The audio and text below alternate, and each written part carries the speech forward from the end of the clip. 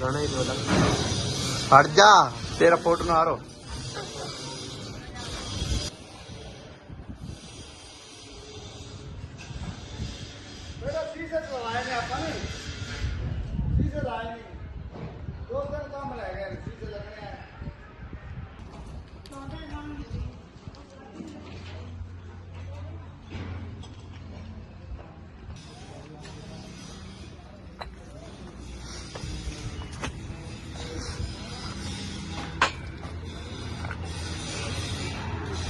हाँ तो मंगा देंगे।